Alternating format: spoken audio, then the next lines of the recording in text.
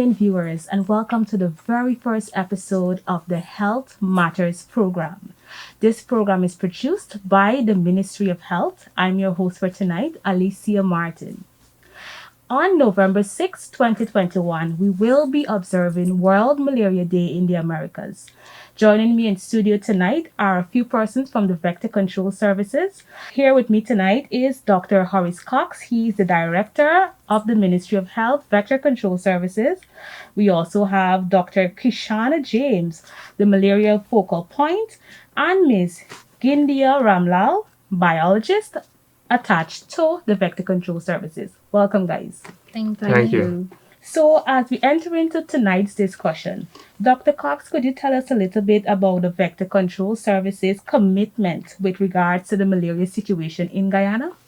Yes, thank you so much, Alicia, and a pleasant evening to all the viewers out there. It's once again a pleasure to come and share with you in studio.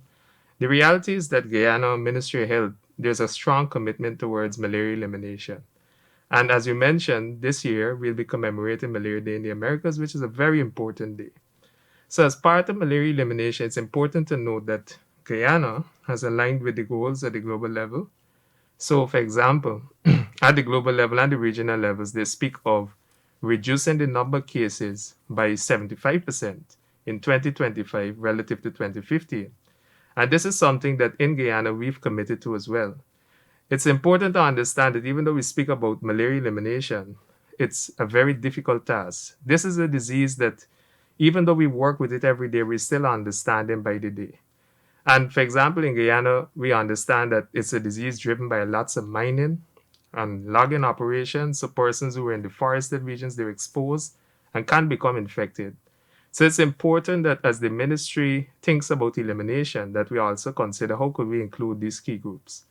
And so we approach it from the understanding of how could we be strategic in terms of working with our partners towards, for example, ensuring that there's access and universal access, that is, to the long-lasting insecticide-treated nets that we consider the major vector control intervention, and we'll speak about that a bit later. Additionally, for persons to access testing and treatment in the periphery, and this is offered free of charge to the population. In addition to that, it's not just about testing people and treating them adequately and also ensuring that they have a net, but how could we respond to that very first case? So surveillance is also key. So it's all about strengthening all of these systems in unison and ensuring that as we move forward, we build a system that is resilient and that can take into consideration all the dynamics of the people that we serve, or what we call the target population. Thank you, Dr. Cox. Could you give us some more information on what is included in the strategic plan with regards to eliminating malaria? Sure. So the strategic plan really factors in 5 key components. Firstly, we look at what's called program management. So that's basically how do we deliver the services in the periphery. And it talks about strengthening the regional systems, ensuring that we build there, and even taking it at a more granular level where we consider what's called the different foci that are active, forgive me. So in these foci, we basically look at how transmission is happening and what are the determinants of transmission and how could we build a response at a very local level. Setting aside program management, as I mentioned earlier, we also factor in case management, which is pillar number 2, which is ensuring that persons get tested and treated in a timely manner and that treatment aligns with the guidelines within the Ministry of Health, and also for us to ensure that persons receive the vector control intervention, which is the treated net that will help them be protected, which is pillar number 3. Pillar number 4 is basically what we call surveillance. How could we, having detected a case, assess, for example, whether we have groups of cases, whether it's a one-off case, whether we might be before an outbreak, whether this is something that's happening routinely, and therefore how we would look to arm a response informed by the data we're collecting and analyzing and also interpreting.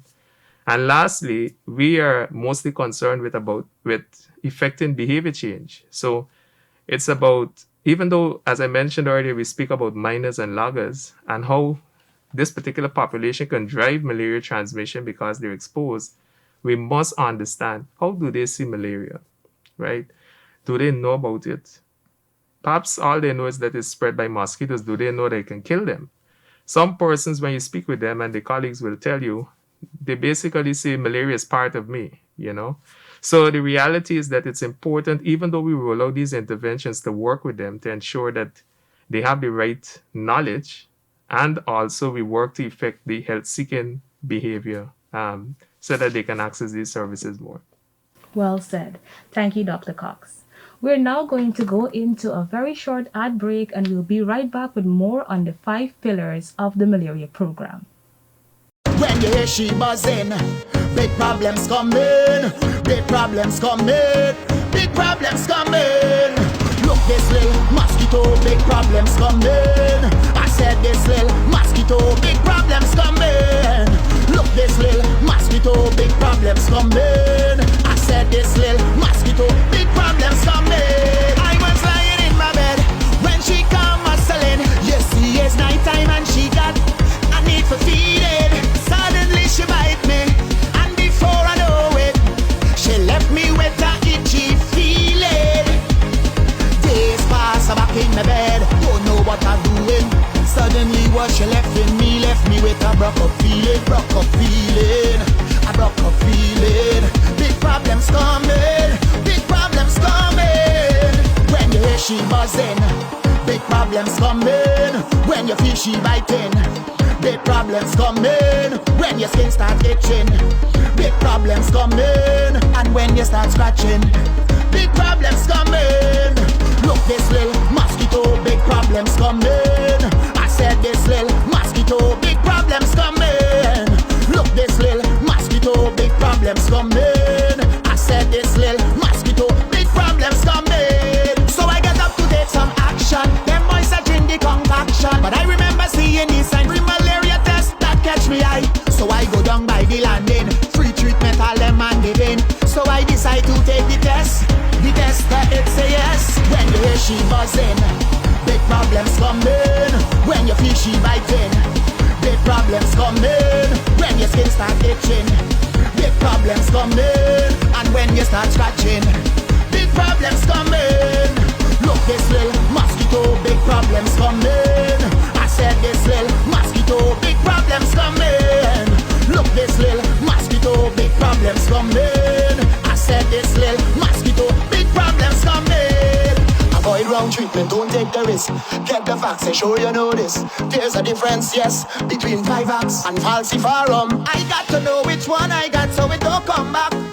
The full treatment is best, or the malaria gon' only rest if I drink the right and full treatment and sleep under my net.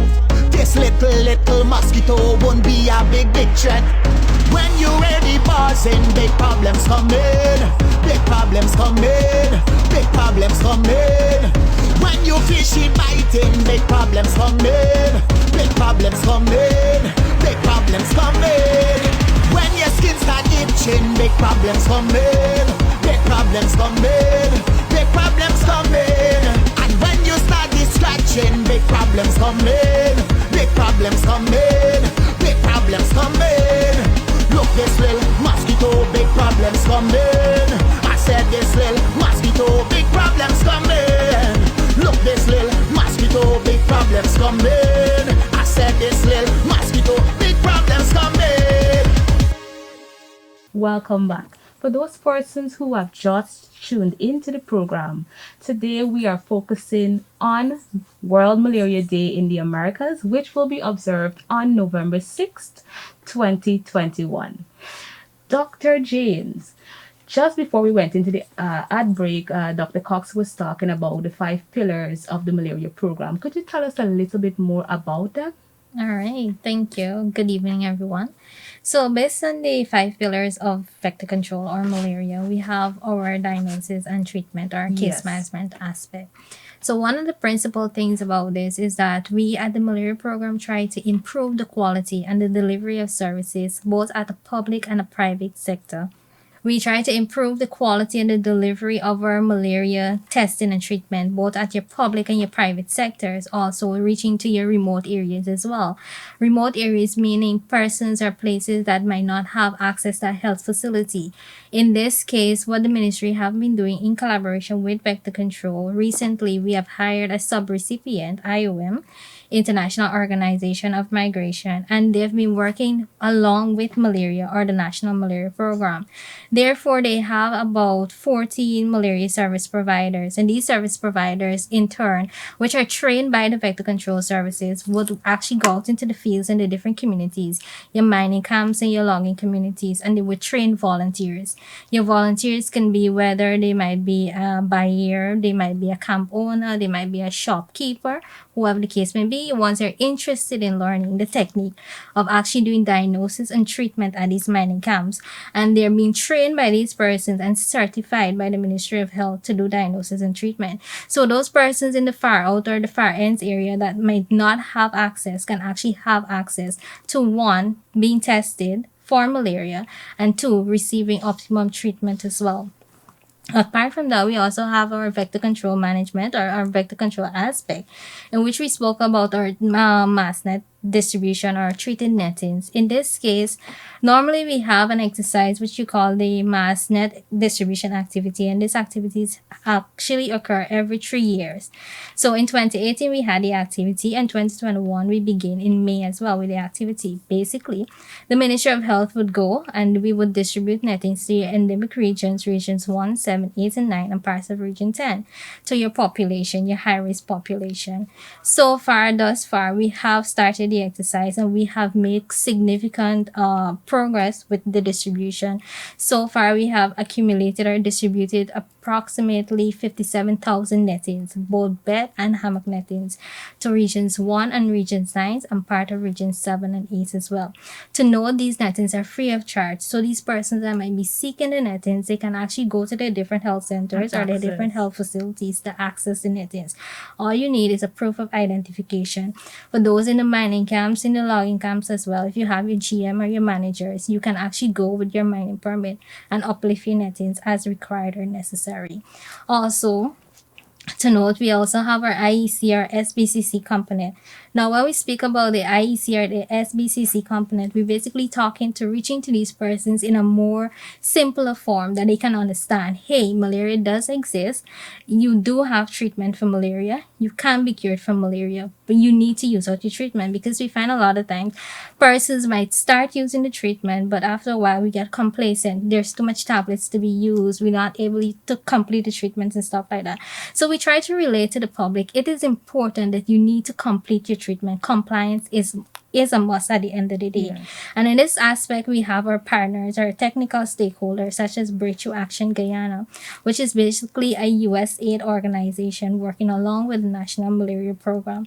In this aspect, they kind of create more dynamics, more illustrative educational materials to the publics, to your mining and your logging communities, thereby emphasizing that is important and simplifying in terms of your diagnosis and your treatment, that these are the necessary steps and these can be done. So you have these illustrations throughout. You would find that you would go to different regions. You would notice you have your blue flags demonstrating this is a free testing site by the Ministry of Health. These persons were certified and stuff like that. So those are some of the activities under implementations and under pillars that the National Malaria Program is actually advancing towards and that we're continuing to do. Thank you, Dr. James. What has the response been like with regards to treatment and testing from miners? So far, we've noticed that it's been great. We find that persons are responding towards everything that has been happening in terms of the treatment and the testing. And like I said before, we move into the dynamics or the direction in which we can actually break things down towards your miners and your tests and your mining population, your logging population. So you find that persons are being more receptive to the materials that are going out there. They're being a bit more cooperative. You have more compliance and adherence towards your treatment. So far, we are seeing some much results, but there's still room for improvement, and we're grateful that the population or the people of Guyana, that they're responding towards it. Thank you, Dr. James. Miss Gaindia, could you tell us a little bit about the entomological aspect? Okay, good evening, viewers. Yes, I can do that for you today. So we are looking at the entomological aspect of the mosquitoes that are transmitting malaria. So, entomology basically, let me introduce that part of it. It's a study of insects and it encompasses the biological and environmental sciences relating to the insect with the interaction to human being and other organisms. Now, biologists like myself and my team from the Vector Control Services, we work on detecting the role of the insects in the spread of diseases and discovering ways in which we can protect human as a whole from these diseases. Now, these insects, they are vectors of many diseases of both plants and animals. So understanding the biology is the key of understanding how these diseases are carried or how they are spread. Now, for malaria, worldwide, we have about 400 different species of the Anopheles mosquitoes, and approximately 40 species worldwide can transmit the malaria. Of these, only 15 are vectors, and only those 15 are of major importances. So, malaria is a very, very serious disease, and sometimes it can be very fatal. And people who get malaria, they are typically very sick with high fever, chills, headaches. Basically, they pose flu-like symptoms. Now, in Guyana, we have found that we have different kinds of malaria parasites that infect human beings or the residents here. We have the Plasmodium vivax, we have the falciparum, and the Plasmodium malariae. Now, the most deadly of them all is the Plasmodium falciparum. Now, this is a type of malaria that is likely to result in severe infections if it's not promptly treated and should be taken seriously by the general public. And let me stress a little bit on that so that the public can be aware of how serious this kind or species of mosquito is important. All right. So mostly these Anopheline mosquitoes, they usually bite at night, they bite at midnight as well, or shortly after sunset. Sometimes you can find them biting in the morning. So usually people get malaria by being bitten by the infected female Anopheles mosquito, since she's the one who takes the blood meal. Now, how she acquired that parasite, the Plasmodium parasite, is that she would have taken a blood meal from an infected person, and after it would have reproduced in her stomach or in her gut region, it then transferred to her salivary glands. So as she feeds, she is going to transmit the parasite into different persons, and that's how the infection spreads. So about 1 week after the infection, you will find that the person would become sick. They will start showing all these symptoms like what I would have mentioned earlier. So entomological studies would have been very, very important in this role in terms of detecting the disease and identification of the vectors that are responsible for transmitting the disease.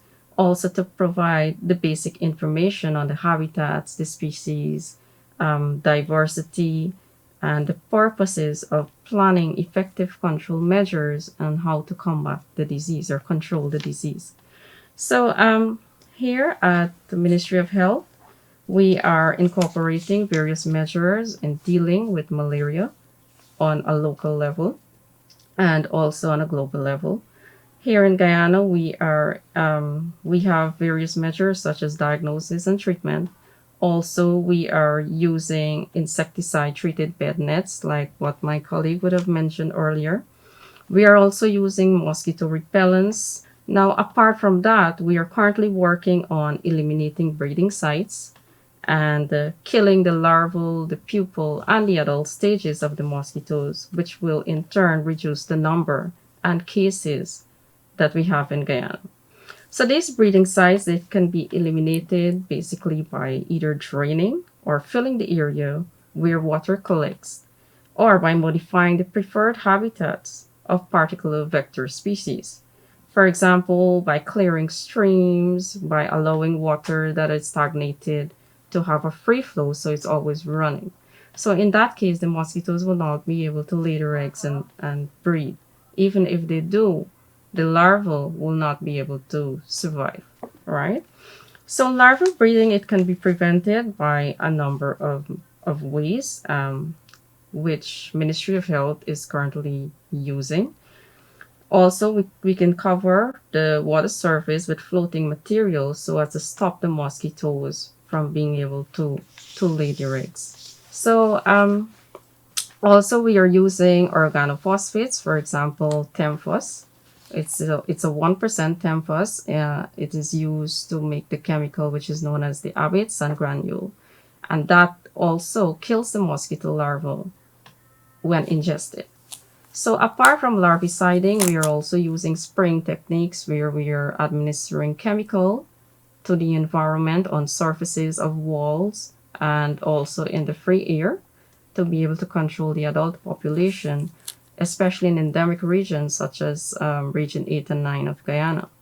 So we do that because we would have noticed that those areas are very, very malaria prone areas in our country.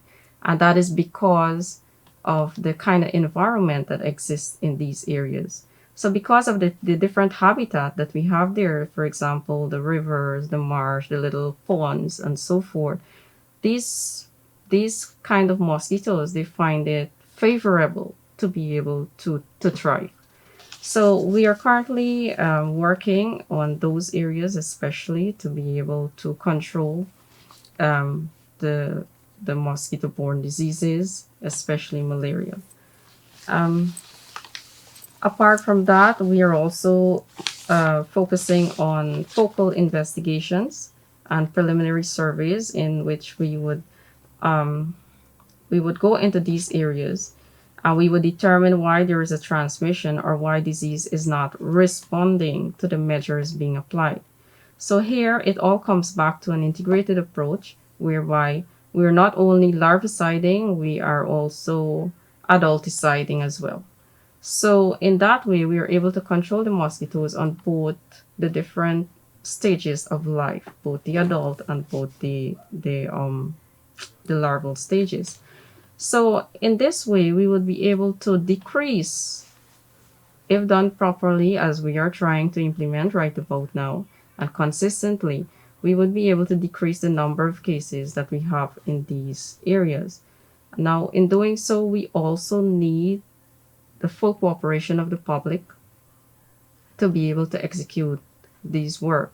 Because as we are doing these in the areas, we would like the public to also try to not have containers around in the environment like the minor camps and so forth that would be entertaining the breeding sites, basically.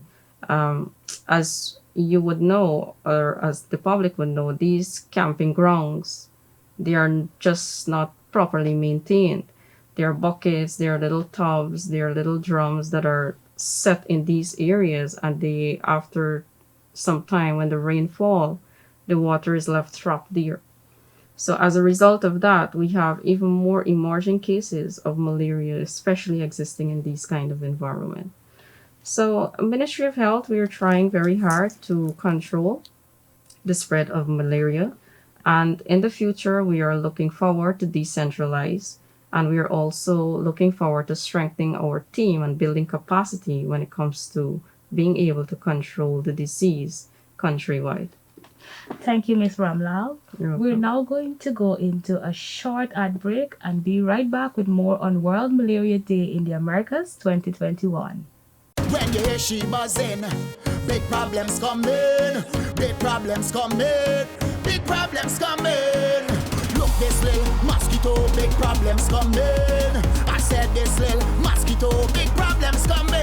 I was lying in my bed when she come hustling. You see, it's nighttime and she got a need for feeding. Suddenly she bite me, and before I know it,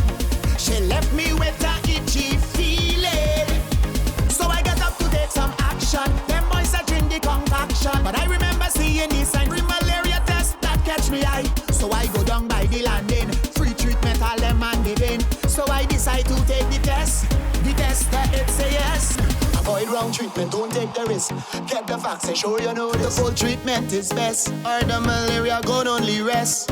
Look this little mosquito, big problems coming. I said this little mosquito, big problems coming. Welcome back. Thank you for staying tuned with us. Dr. James, with World Malaria Day in the Americas approaching, what does the Vector Control Services have planned for this year's observance? All right, thank you. So just before we go into what we have planned, just to know that World Malaria Day is one of the day in Americas that all the country in Americas would acknowledge, or they use to promote the awareness of what the countries have been doing in the past and what they're doing currently in order to promote awareness of malaria in general towards the end line or the elimination of malaria.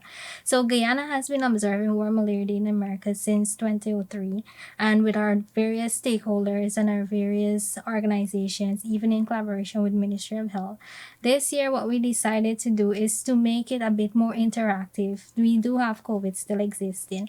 So what we challenge the different regions, the endemic regions 1, 7, 8, and 9, we challenge these regions to demonstrate and to showcase what they have been doing throughout the year 2021 in terms of malaria relating to COVID-19. How have the region been able to maintain their services? How have they been able to maintain access or to provide services to the region, to the population, without being affected, or how were they affected throughout the season with COVID-19?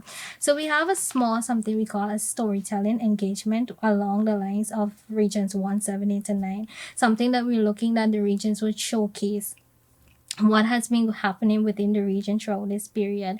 And I know with the help of our director, who has given great commitment and promise that with this storytelling and the engagement, that these regions will be honored and they will be acknowledged. And at the end of the day, lastly, we would like to acknowledge the folks or the regional personnel, the regional malaria personnel that has been dedicating so much service, so much energy and time into the programs. So this year, I think one of the biggest things that we will be doing would be honoring these staff for the years of dedication, the years of services.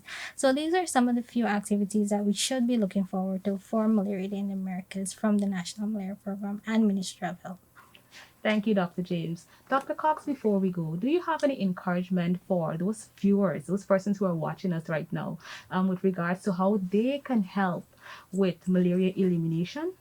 Yeah, thank you so much, Alicia. And I must say the program has been very exciting. And I trust that the viewers have found it similar. It is to say that malaria elimination is a complex phenomenon, and more often than not, it's underestimated.